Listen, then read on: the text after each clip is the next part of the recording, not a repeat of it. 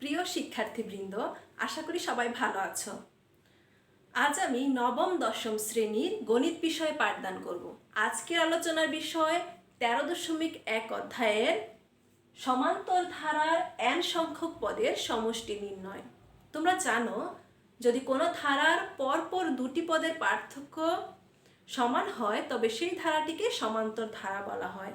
আজকে আমি এক সমান্তর ধারার n সংখ্যক পদের সমষ্টি নির্ণয় করব। তার জন্য প্রথমে আমরা ধরে নেই যে কোনো সমান্তর ধারার প্রথম পদ a, শেষ পদ p, সাধারণ অন্তর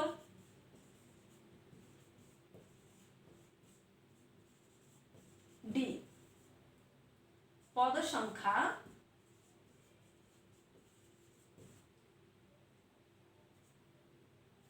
n এবং n সংখ্যক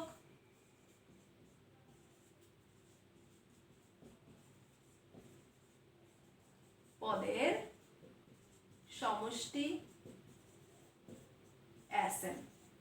আমরা যে কোনো একটা সমান্তর ধারার প্রথম পদ a, শেষ পদ p, সাধারণ অন্তর d, পদের সংখ্যা n এবং ওই ধারাটির n সংখ্যক পদের সমষ্টি Sn ধরে নিলাম।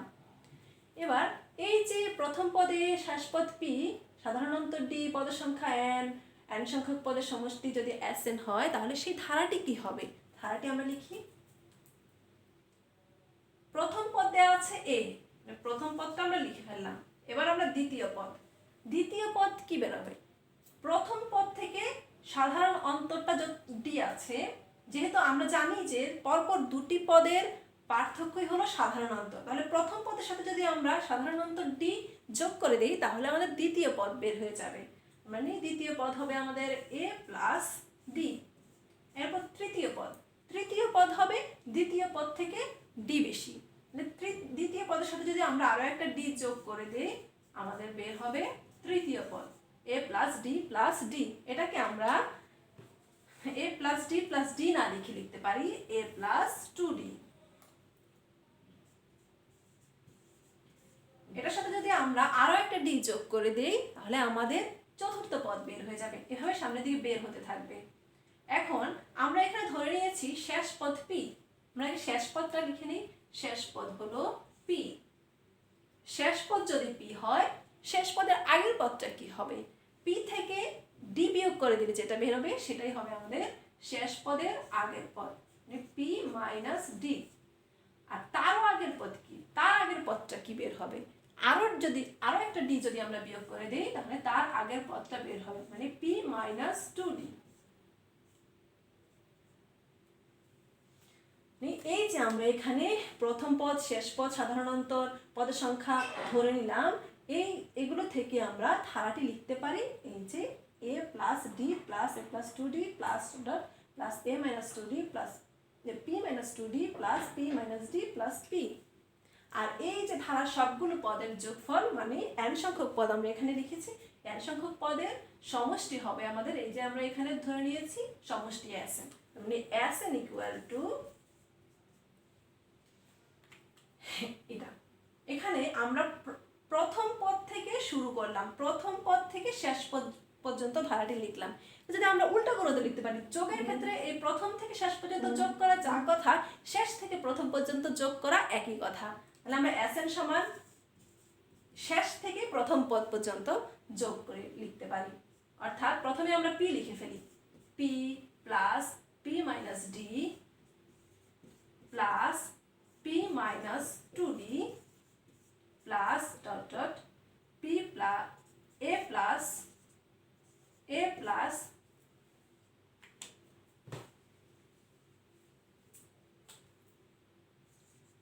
p plus 2d plus a plus d plus a। প্রথমে ধারাটি আমরা লিখলাম প্রথম পদ থেকে শেষ পদ পর্যন্ত, এরপরে এটাকে আমরা শেষ পদ থেকে প্রথম পদ পর্যন্ত লিখলাম। ধারাটি তো একই থাকে। এটাকে আমরা 1 নম্বর সমীকরণ দিলাম আর এটাকে 2 নম্বর সমীকরণ। এবার এই দুইটি সমীকরণ যদি আমরা যোগ করে দিই তাহলে কি পাবো? Sn আর Sn যোগ করলে আমরা পাবো 2Sn ইকুয়াল টু এ প্রত্যেকটা পদের সাথে এখানের উপরের প্রত্যেকটা পদের সাথে আমরা নিচের প্রত্যেকটা পদ যোগ করবো, তাহলে a এর সাথে p যোগ করলে a প্লাস p। পরের পদটা এখানে a প্লাস d এর সাথে p মাইনাস d যোগ করলে এই d আর d কাটাকাটি চলে যায়, তাহলে আমাদের a প্লাস p। একই রকম ভাবে এখানেও a প্লাস 2d এর সাথে p মাইনাস 2d যদি আমরা যোগ করে দেই 2d বিয়োগ হয়ে যায় আর থাকে আমাদের a plus p plus p minus 2d এর সাথে যদি আমরা a প্লাস 2d যোগ করে দেই সেক্ষেত্রে আমরা পাবো p প্লাস a, বা p প্লাস a না লিখে আমরা লিখতে পারি a প্লাস p। একই কথা, p প্লাস a যে কথা a প্লাস p একই কথা। একইভাবে এই পদের সাথে যদি আমরা এই পদ যোগ করে দেই আমরা পাবো a প্লাস p, আর p এর সাথে যদি আমরা a যোগ করে দেই এখানেও আমরা পাবো a প্লাস p। 2Sn সমান এটা বের হলো। এখানে a plus p a plus p a plus p a plus p a plus p সবগুলো a প্লাস p যোগ, কতটা a প্লাস p যোগ? যেহেতু এখানে আমরা ধরে নিয়েছিলাম পদ সংখ্যা n, তাহলে এখানে n সংখ্যক এই ধারাটিতে আছে n সংখ্যক পদ, n সংখ্যক পদের সাথে এখানেও n সংখ্যক পদই আছে, n সংখ্যক পদের সাথে n সংখ্যক পদ যোগ হলে এই যে a প্লাস p ও n সংখ্যক a প্লাস p হবে, বা আমরা সেটাকে লিখতে পারি n into a plus p। n সংখ্যক a প্লাস p এর যোগফল হবে n into a plus p। 2Sn সমান n into a plus p।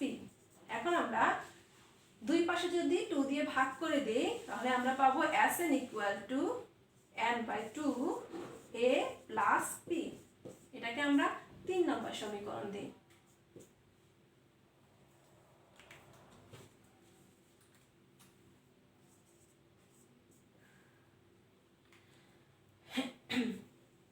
এখানে আমাদের শেষ পদ হলো p, এই যে ধারাটির শেষ পদ p, আর ধারাটিতে n সংখ্যক পদ আছে সেটা আমরা ধরে নিয়েছিলাম, n সংখ্যক পদ আছে, n তম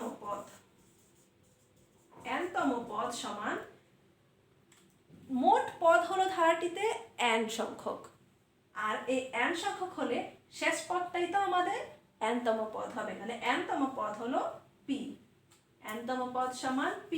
আর আমরা গত ক্লাসে আমি বলেছিলাম n-তম পদ নির্ণয়ের সূত্র হলো a plus n minus 1 into d। n-তম পদ এখানে n-তম পদটাই হলো শেষ পদটা p, আর আমরা n-তম পদ নির্ণয়ের সূত্র জানি a plus n minus 1 into d, তার মানে p সমান a plus n minus 1 into d। এই p এর মানটা যদি আমরা 3 নম্বর সমীকরণে বসিয়ে দিই তাহলে আমরা কি পাই? Sn equal to n by 2 a plus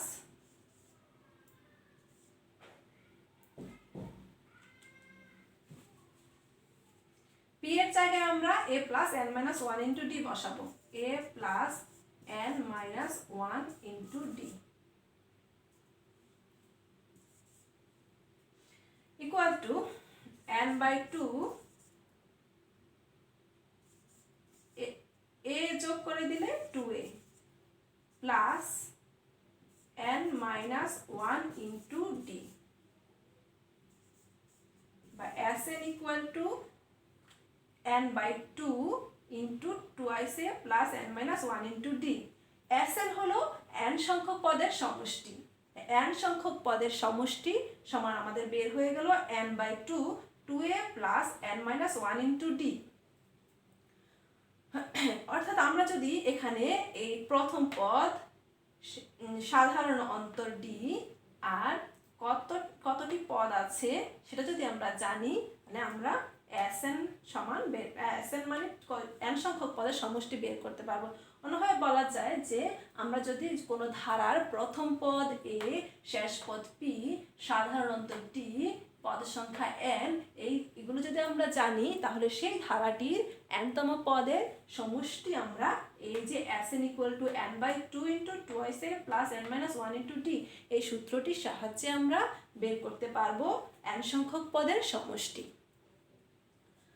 যে কোনো ধারার n সংখ্যক পদের সমষ্টি নির্ণয় সূত্র হলো আমাদের এই সূত্রটি। এবার আমরা তোমাদের বইয়ের 13.1 অধ্যায়ের 11 নম্বরে একটি ধারার সমষ্টি নির্ণয় করতে বলা হয়েছে, সেটি এখন আমরা করব।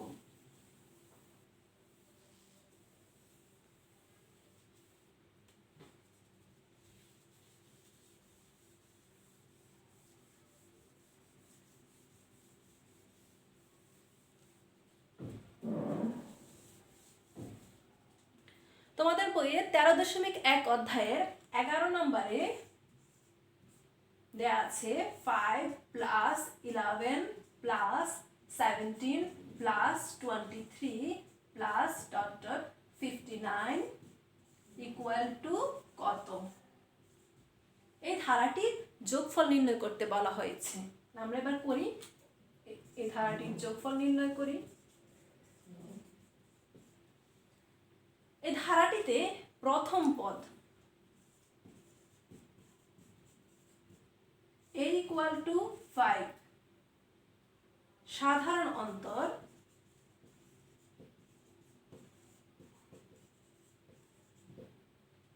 d = যে কোনো পদ থেকে তার পূর্বের পদ বিয়োগ করে দিলে আমাদের সাধারণ অন্তর d বের হয়ে যায়। আমরা দ্বিতীয় পদ থেকে প্রথম পদ বিয়োগ করি,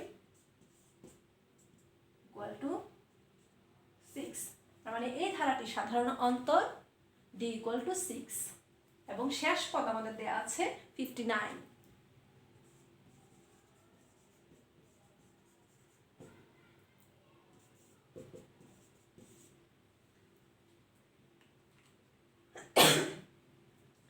শেষ পদ p = 59। এখানে কতটি পদ আছে আমরা জানি না, ধরে নেই এই ধারাটিতে n সংখ্যক পদ আছে। তাহলে n সংখ্যক পদ, এই ধারাটিতে যদি মোট n সংখ্যক পদ থাকে, এই ধারাটির nতম পদটা কি হবে? 59। আমরা ধরি, মনে করি ধারাটির nতম পদ সমান 59। ধারাটির nতম পদ সমান 59 ধরে নিলাম আমরা। আর যে কোনো ধারার nতম পদ নির্ণয়ের সূত্র আমরা জানি,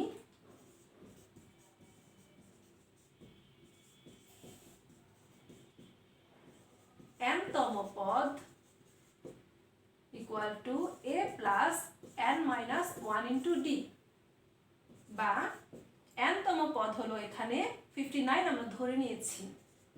59 = এর মান আমরা জানি 5, n আমাদের বের করতে হবে, আর d এর মান আমরা জানি 6, বা 59 = 5 + 6n - 6, বা 59 = 6n - 1। আমরা এই যদি -1টাকে এই পাশে নিয়ে আসি, সেক্ষেত্রে আমাদের হবে 60 = 6n। দুই পাশে যদি আমরা 6 দিয়ে ভাগ করে দিই, n = আমরা লিখতে পারবো 10। আমাদের এখানে n = 10 বের হয়ে গেল। অর্থাৎ nটা আমরা ধরে নিয়েছিলাম যে এই যে nতম পদটা হলো 59, তার মানে 10তম পদ হলো 59। এই ধারাটির 10ম পদ হলো 59, মানে n এর মান বের হয়ে গেল। এবার আমরা এই ধারাটির যোগফল নির্ণয় করব। আমরা যোগফল নির্ণয় সূত্র জানি,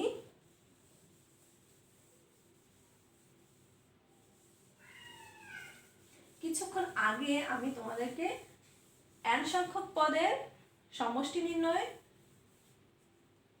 সূত্র আমি কিছুক্ষণ আগে লিখিয়েছি। Sn = n/2 × 2a plus n - 1 × d। এখানে n আমরা একটু আগে বের করলাম, n এর মান 10 লিখে নেই। আর a এর মান আমরা এই যে ধারাটিতে দেয়া আছে a = 5, প্লাস n সমান আমরা 10 বের করেছি, আর d ইকুয়াল টু আমরা জানি 6।